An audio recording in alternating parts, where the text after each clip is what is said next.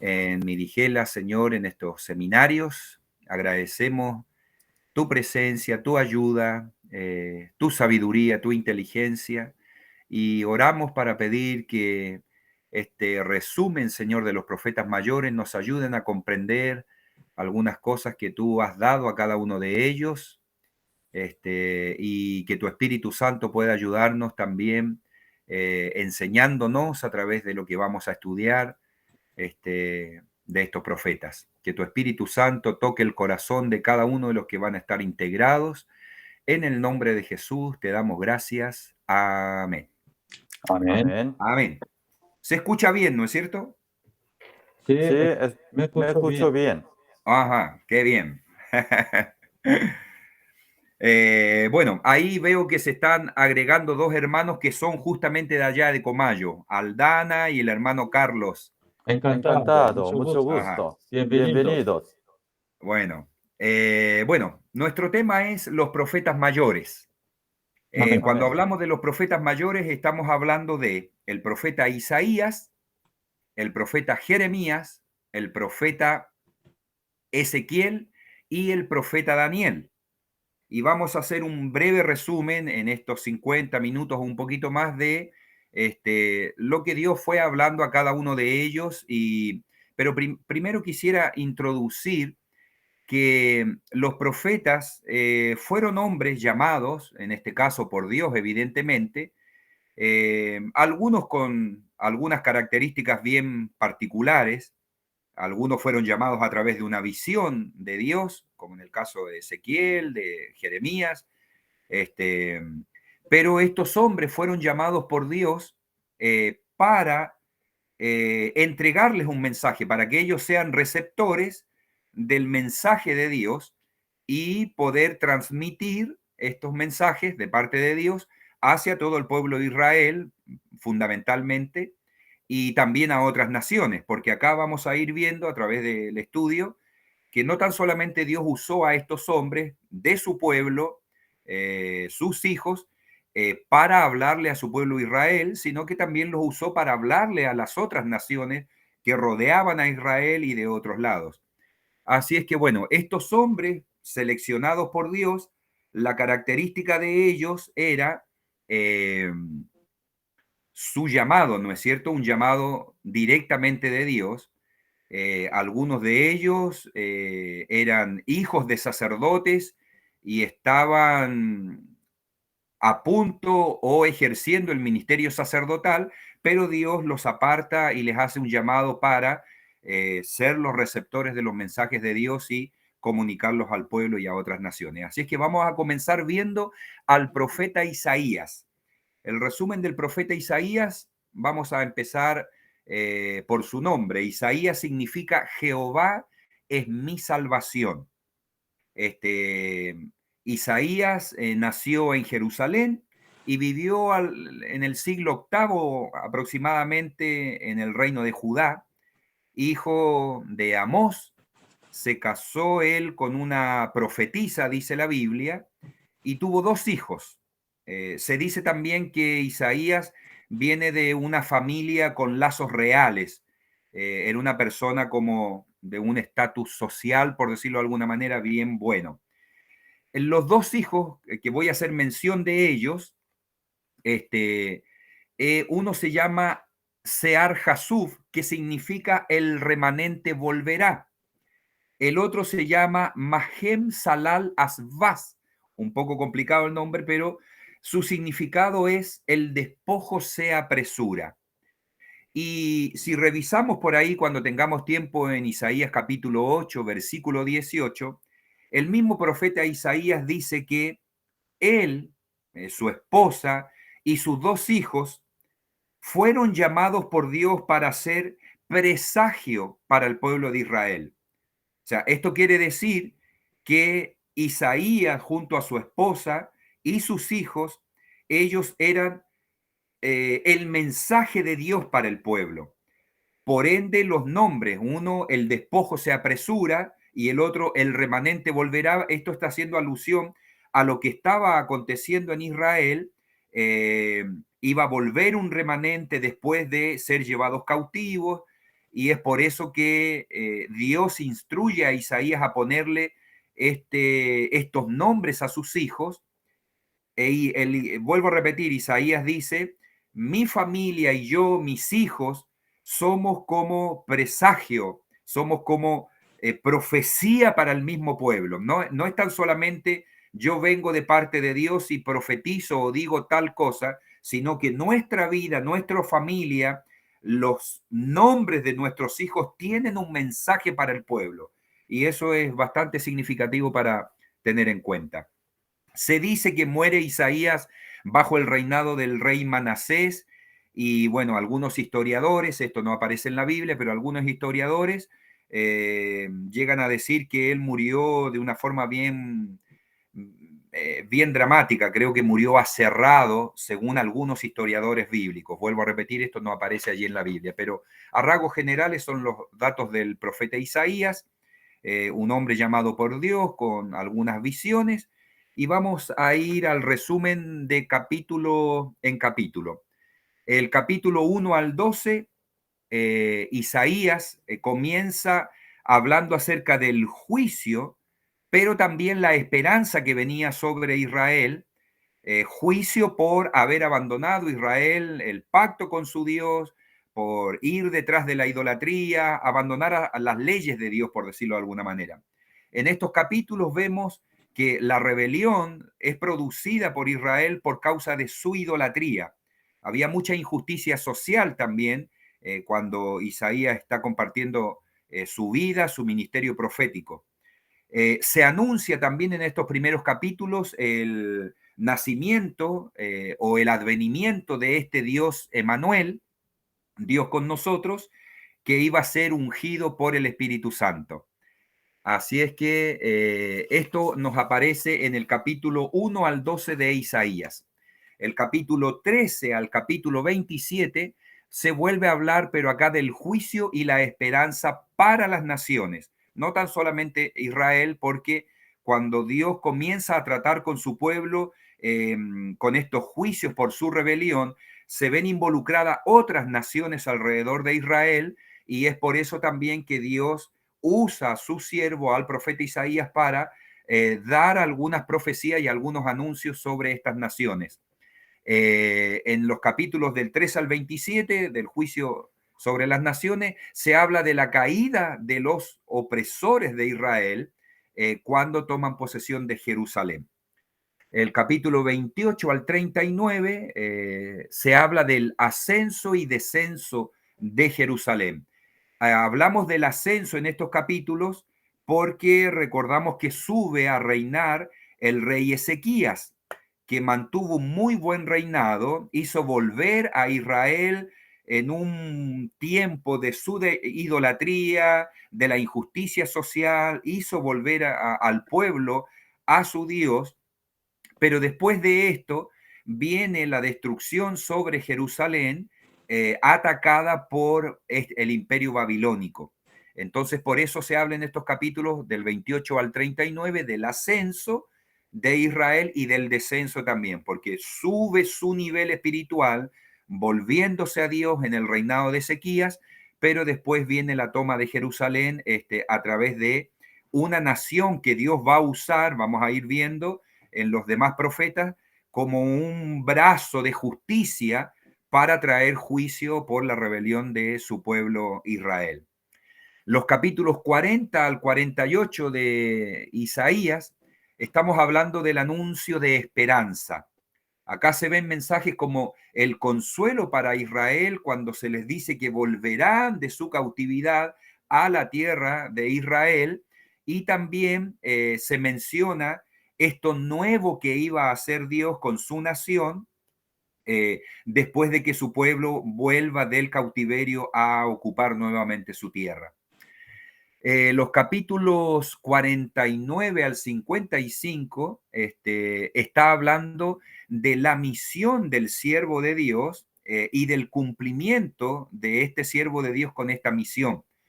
Habla de restaurar a Israel y ser luz también a las naciones, Pero también se habla en estos capítulos del rechazo que iba a recibir este ungido, Emmanuel con nosotros, Dios con nosotros, este siervo del Dios Altísimo que iba a ser ungido y lleno del Espíritu Santo para traer buenas nuevas a Israel, pero también con el propósito de ser luz a las naciones. Pero evidentemente el pueblo rechaza al Mesías, a este siervo de Dios, pero recordamos todos nosotros por lo que dice la Escritura que a su tiempo Él resucita y se sienta a la diestra del Dios Padre. Esto se habla en los capítulos 49 al 55, restauración de Israel, envío del ungido de Dios como luz a las naciones y el rechazo y la muerte de este siervo, pero también su resurrección. Terminamos con los capítulos 56 al 66 de Isaías, y acá se está hablando de quiénes iban a ser los herederos del reino de Dios, y está hablando de los servidores de Dios. Los impíos también se menciona que iban a ser eliminados en los últimos tiempos, pero se iba a dar una nueva creación a los servidores de Dios, que fue lo que se mencionaba un poquito antes. Los capítulos 56 al 66 de Isaías hablan acerca de la heredad de los siervos de Dios, los que servimos a Dios, de esta nueva Jerusalén, la nueva tierra, la nueva creación de Dios. Vamos a pasar al otro profeta, que es el profeta Jeremías. El profeta Jeremías lleva como significado su nombre exaltación de Dios o exaltado por Dios. Son los dos significados que pueda recibir el nombre de Jeremías. Él nació en Anatot, reino de Judá, alrededor del 650 aproximadamente antes de Cristo. Hijo de un sacerdote, estaba Jeremías, algunos dicen ya por ejercer el ministerio sacerdotal, porque no llegaba a la edad de 30 años, pero venía de una familia sacerdotal. Y acá sale Dios a su encuentro, y lo llama para el ejercicio del profetismo, pero venía de una familia de sacerdotes. Hijo, ejerció en el reino de Judá el ministerio profético, fue encarcelado Jeremías tras la caída de Jerusalén, murió en Egipto, y acá vuelvo a hacer mención a los historiadores de la Biblia. Según las tradiciones de los egipcios, morían muchos de los que iban cautivos a sus dominios, apedreados fuera de la ciudad. Esto es lo que dicen historiadores. Pero bueno, ese es el profeta Jeremías, y vamos a ir viendo los mensajes de Jeremías ahora, capítulos de algunos capítulos. El capítulo 1 al capítulo 24, Jeremías está acusando a Israel y está dando las advertencias del juicio de Dios que iba a venir sobre Israel. Volvemos a repetir, como Isaías, por la rebeldía del pueblo, la idolatría, el irse detrás de otros dioses, adulterar, se menciona en la Biblia. El llamado de Isaías a Israel y a las naciones, cuando Dios lo llama, perdón, a Jeremías, Dios lo establece y le dice que lo iba a poner sobre Israel y sobre las naciones para arrancar y derribar, para plantar y edificar. El ministerio de Jeremías fue un ministerio muy confrontacional, fue un ministerio muy duro para el pueblo. Jeremías fue advertido por Dios de que iba a ser enviado como profeta de Dios con palabras de Dios en su boca, pero que iba a ir a hablarle a un pueblo muy duro de cerviz, que lo iban a rechazar el mensaje de Dios, pero él debía mantenerse firme en su mensaje.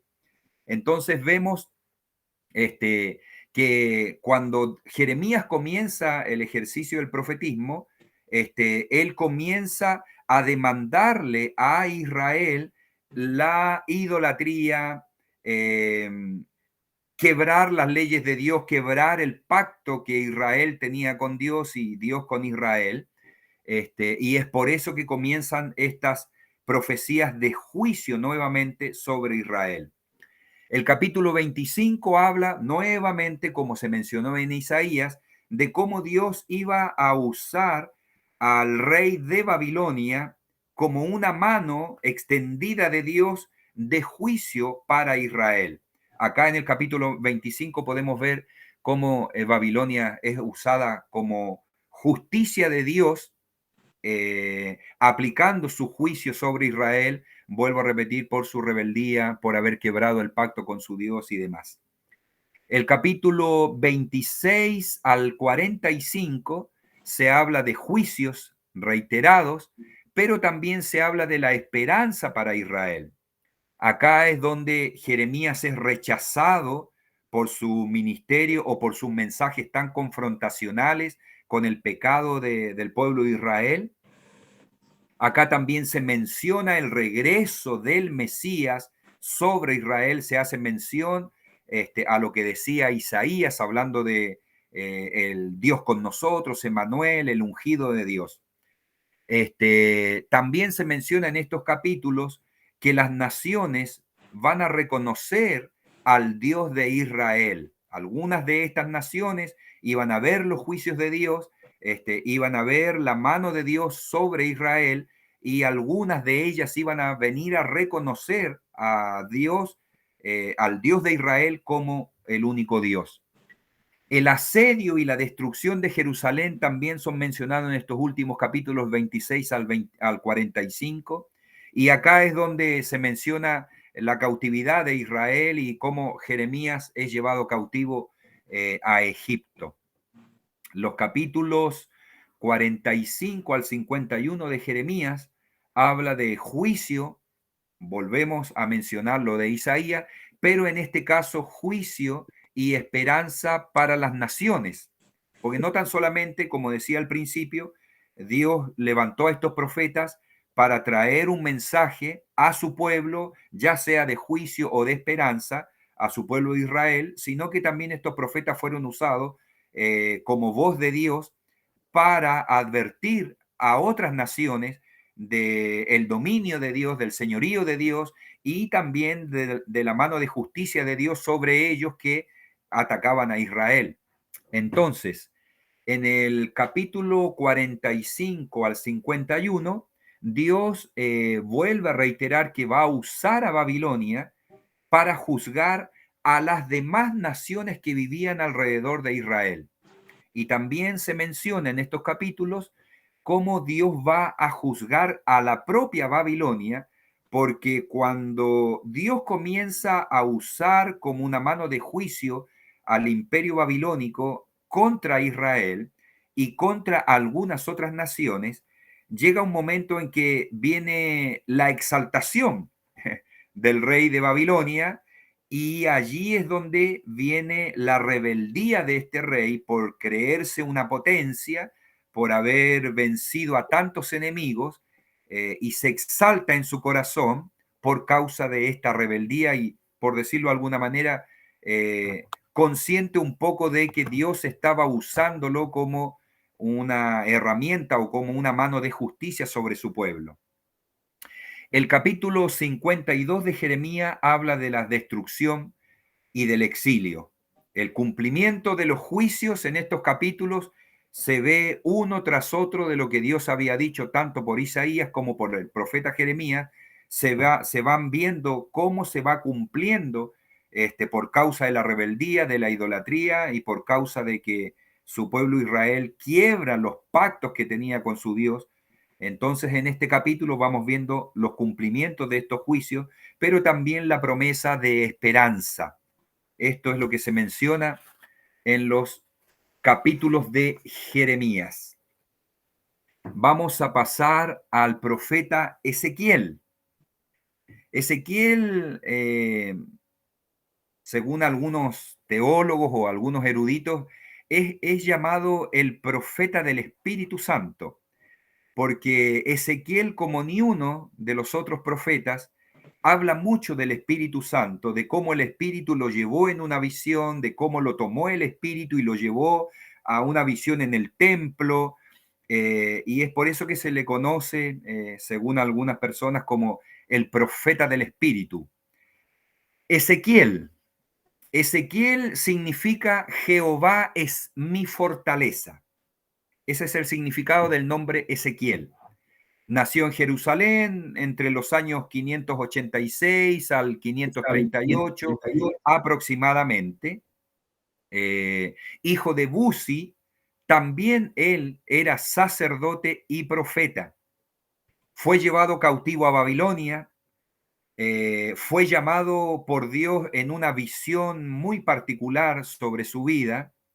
Representó este profeta algunas de sus profecías, no tan solamente para ser escuchadas por el pueblo, sino Dios lo llevó a hacer algunas representaciones de las palabras que Dios le había dado, para que el pueblo no tan solamente, vuelvo a repetir, escuchara lo que Dios decía, sino que vieran en Ezequiel que las profecías venían de Dios, y Dios le mandó a este hombre a representar algunas de ellas. Recordamos un ejemplo cuando Dios le dice que se acueste sobre su lado izquierdo mirando hacia Jerusalén un tiempo, y después de otro tiempo se recueste sobre su lado derecho, y esta era una forma de profetizar sobre Israel, representado a través del profeta Ezequiel, advirtiendo el juicio que iba a venir sobre Israel por violar los pactos con Dios. Los mensajes de Ezequiel. En el capítulo 1 al 11 vemos la visión que Ezequiel tiene a orillas del río de la gloria de Dios. Recordamos en estos capítulos cuando Dios le muestra la visión de estos querubines que estaban con unas ruedas debajo de sus pies y que sus alas tocaban la punta de cada uno de ellos, y sobre ellos estaba el trono con el anciano de días. Esta visión estaba representando la gloria de Dios, o la presencia de Dios en su mayor gloria sobre el pueblo de Israel. Acá es donde comienza el profeta Ezequiel, tanto como Jeremías e Isaías, con estas acusaciones durísimas en contra de Israel. Vuelvo a repetir, o se vuelve a repetir el mismo cuadro, porque Israel de continuo estaba quebrando, violando los pactos con su Dios, quebrando la ley con su Dios. Viene la destrucción inminente, se lee también en estos capítulos del 1 al 11, la destrucción inminente de Jerusalén. También Ezequiel menciona que es tomado por el Espíritu y es llevado al templo, y acá es donde sucede algo que fue catastrófico, por decirlo de alguna manera. En esta visión, Dios le muestra a Ezequiel cómo el pueblo de Israel estaba aparentando, por decirlo de alguna manera, en su vida religiosa, pero dentro del templo estaban adorando ídolos, había una idolatría tremenda. Israel directamente se había apartado de su adoración a Dios, de su reconocimiento a Dios, y estos capítulos lo mencionan. Acá es donde también en los últimos capítulos del 1 al 11 se ve cómo en la visión Ezequiel ve cómo la gloria de Dios, cómo estos querubines con estas ruedas que veía en la visión, que sostenían sobre sus alas este trono donde estaba el anciano de días, por causa de la idolatría, por causa de la inmundicia que había en esta visión que Dios le muestra a Ezequiel en la visión del templo. Se ve cómo la gloria de Dios se aleja de Israel. En el capítulo 12 al 24 se mencionan y se manifiestan los juicios de Dios mencionados anteriormente en los capítulos 1 al 11. Capítulo 25 al 32 de Ezequiel nos habla nuevamente, como los anteriores profetas, sobre los juicios sobre las naciones. Egipto y Tiro habían crecido en sus imperios y habían sido también muchas de las naciones que habían atacado permanentemente a Israel, y había llegado a tal punto su enaltecimiento que prácticamente se creían como dioses. Pero también vuelve Dios a reiterar acá que tenía una espada en su mano para traer juicio aún a estas naciones paganas como Egipto y Tiro y otras. Tenía como espada en su mano al imperio babilónico.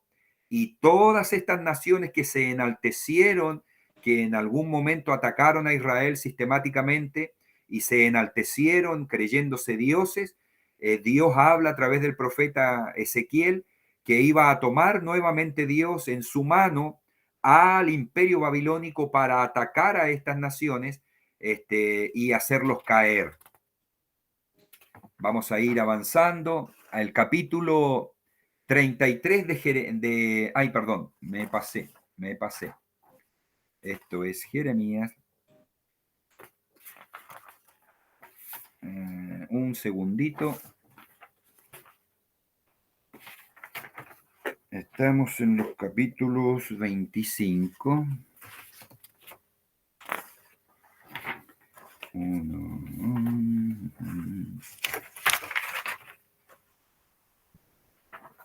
Destrucción y exilio 25. Acá me faltó uno.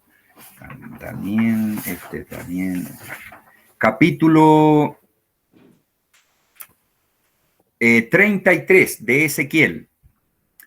Acá recibe la noticia de que Jerusalén había caído por estos juicios mencionados por Dios, y fue desolación para él porque él estaba atento a el cumplimiento de las palabras proféticas del juicio de Dios sobre la nación de Israel, y a través de algunas personas él se entera de que había caído Jerusalén en estos juicios. El capítulo 34 al 37 de Ezequiel se vuelve a hablar de la esperanza para Israel después de estar bajo esta mano de juicio de Dios a través de estos imperios babilónicos y demás.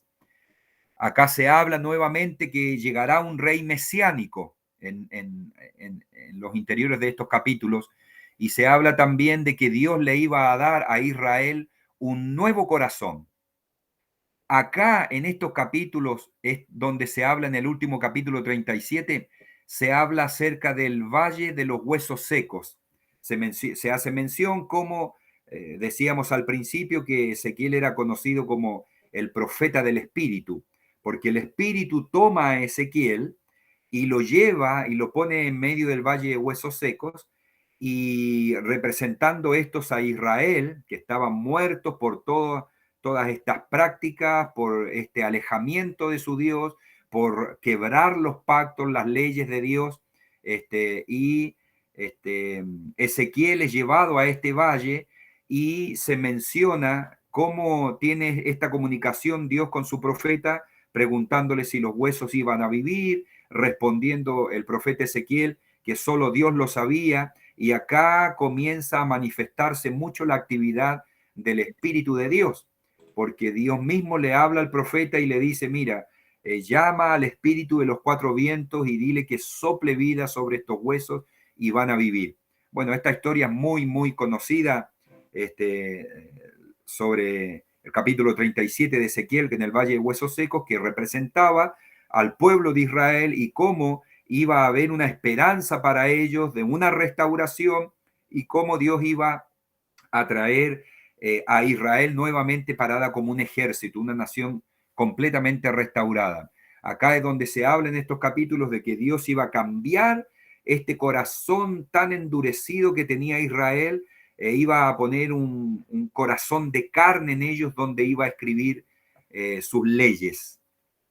En el capítulo 38 al 39 de Ezequiel, se vuelve a reiterar la esperanza para todas las naciones. Vuelvo a repetir, estos profetas que fueron llamados por Dios para ser receptores de sus visiones, sueños o palabras que recibían de Dios, no tan solamente eran profetas para ir al pueblo de Dios, sino que ellos fueron usados por Dios para traer palabra de revelación a través de visiones en el ejercicio del profetismo a las demás naciones que rodeaban a Israel y en otros lugares. Por eso también acá en los capítulos 38 al 39 se habla de la esperanza que Dios va a dar a las demás naciones también. También se habla de la derrota de la maldad que había entre las mismas naciones que rodeaban a Israel. Y acá se menciona esta famosa batalla de Gog, que prácticamente se dice que es como un ejemplo, un arquetipo de la maldad de la humanidad, por generalizar, ¿no? Se habla no tan solamente de un lugar físico, sino que se está hablando como un ejemplo de que este gran imperio, esta gran batalla de las naciones de tanta maldad, están hablando como representando la maldad de toda la humanidad, de todas las naciones juntas. Bueno, para ir concluyendo con Ezequiel, el capítulo 40 al 48, acá se habla nuevamente de la palabra esperanza, pero la esperanza viene para toda la creación de Dios. Se ve la visión de un nuevo templo, que nuevamente tiene Ezequiel una visión con el templo de Dios, que recordemos en los capítulos anteriores, la gloria de Jehová había abandonado el templo por las prácticas idolátricas, por toda la inmundicia que se estaba llevando a cabo ahí dentro del templo por los sacerdotes y eso. Se habla también de que la gloria de Jehová, esta visión que se reitera en Ezequiel de estos querubines juntados con sus alas, cargando un gran trono con el anciano de días. Acá en estos capítulos se habla de cómo la gloria de Jehová va a retornar a su pueblo Israel fundamentalmente. Y por último, se tiene una visión del el nuevo jardín del Edén, por decirlo así. Que se habla de que el Señor iba a estar allí, que iba a unas aguas que iban a tocar los bordes de toda la tierra, que iba a traer mucha sanidad. Se habla de esto, de este nuevo jardín del Edén, por decirlo de alguna manera, porque la gloria de Jehová había retornado a su pueblo Israel. Bueno, concluyendo con el capítulo 40 al 48 de Ezequiel, nos vamos a ir al último profeta que he mencionado de los profetas mayores, el profeta Daniel. No sé, me gustaría mencionar que el libro de Lamentaciones, que algunos por ahí dicen que sí o sí lo escribió Jeremías en sus últimos capítulos, plasmó allí todo lo que él vivió como profeta, ¿no? Y lo que tuvo que ver, el lamento que tuvo que ver de Israel, del pueblo de Dios, de la ciudad santa de Dios por estos juicios, y habla de estas lamentaciones que todo el pueblo vivió por haber sido dados a la idolatría, por haber quebrado sus pactos con Dios, por violar sus leyes y etcétera. Así es que no sé si está de más mencionar que el libro de Lamentaciones entra dentro de los profetas mayores, dicen algunos, porque es escrito por uno de los profetas hablando acerca de este gran lamento que sufrió Israel por estos juicios de Dios sobre su tierra, ¿no? Entramos con el profeta Daniel. Daniel fue un hombre llamado por Dios para ministrar a reyes. Él ministró a 3 reyes consecutivos, fue servidor de ellos y bueno, Dios lo usó de una manera muy grande, con interpretación de sueños y algunas de sus visiones tienen mucha relación con el libro que escribió Juan en la isla de Patmos, el Apocalipsis, con estas visiones futuras, estas profecías de las cosas que iban a suceder en un tiempo muy lejano. Ese es Daniel. Daniel, recordamos que en el primer capítulo fue reclutado dentro de los que iban cautivos a Babilonia con sus 3 amigos y fueron llevados para servir en la corte. y recordamos que ahí ellos fueron, por decirlo de alguna manera, tentados a perder su nacionalidad, a perder sus creencias, a perder los valores de su pueblo, cambiándoles hasta la forma de escribir y de hablar, hasta se menciona la alimentación que les ofrecieron a Daniel con sus amigos para que estuviesen más robustos, más fuertes, y se menciona cómo ellos rechazaron este tipo de propuesta y Dios los levantó y los exaltó a tal punto que el propio rey Nabucodonosor los llegó a reconocer. Pero bueno, se habla en el capítulo 1 de este rechazo, vuelvo a decirlo de esta forma, el rechazo a la contaminación con todo lo que tenía que ver en el lugar donde ellos fueron llevados cautivos. Ellos fueron presionados para abandonar su identidad como judíos, de alguna u otra manera, pero también habla este capítulo de la fidelidad que ellos, tanto Daniel como sus amigos, se menciona más adelante, tuvieron a las leyes de Dios. No quisieron contaminarse con la alimentación que les ofrecían porque sabían que se comían animales inmundos, por decirlo así, y la ley de su Dios decía que no debían comer animales inmundos. Entonces, en respeto a la ley de su Dios, ellos fueron exaltados y lo vamos a ir viendo más adelante.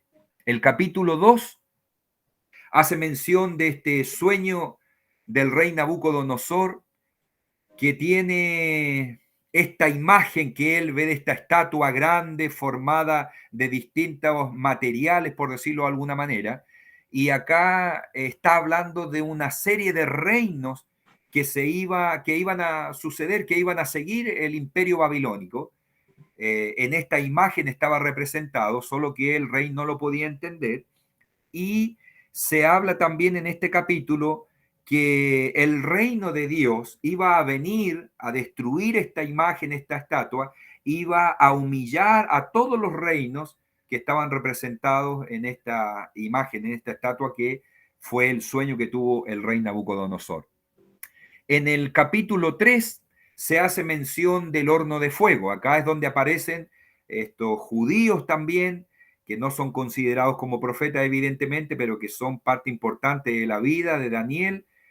Fueron sometidos a una prueba tremenda, fueron obligados, vuelvo a repetir, a dejar su identidad, a violar las leyes de su Dios, y ellos se mantuvieron firmes con una convicción férrea de que no iban a violar la ley de Dios, y por esta causa ellos fueron condenados y echados al horno de fuego.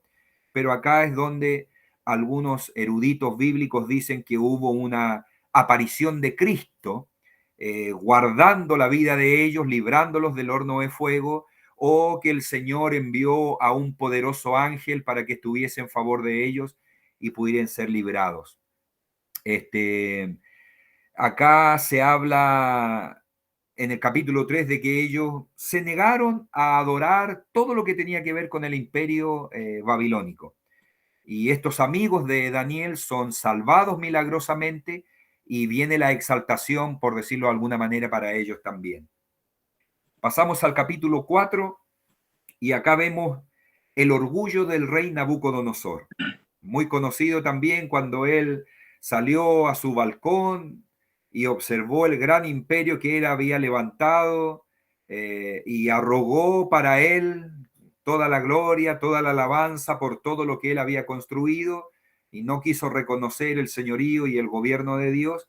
Y en este capítulo vemos que él terminó viviendo como una bestia en el campo, pero también vemos que al poco tiempo después él reconoció a Dios como soberano, como el único Dios, el único Señor y Rey y dueño de toda la tierra, y él es restaurado también por su arrepentimiento, es restaurado como rey en Babilonia.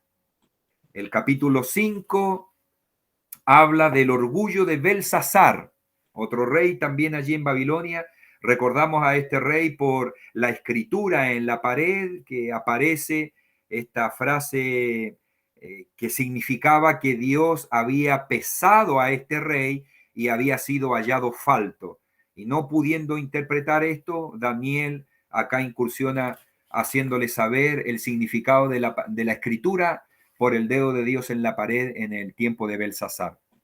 El capítulo 6 habla del foso de los leones, como Daniel también es acusado por no doblar sus rodillas ante la imagen que todos veneraban, y él en su apego a la ley de Dios, en su honra a su Dios, en su servicio intachable a Dios, doblaba sus rodillas abriendo las ventanas de su habitación en dirección a Jerusalén, a la ciudad santa, 3 veces al día, y por esta causa fue echado al foso de los leones para ser condenado, pero sabemos que el Señor envió un ángel y libró a su siervo, este profeta, de ser comido por los leones milagrosamente. Y acá viene la exaltación de Daniel por este milagro que sucedió, que el ángel tapó la boca de los leones.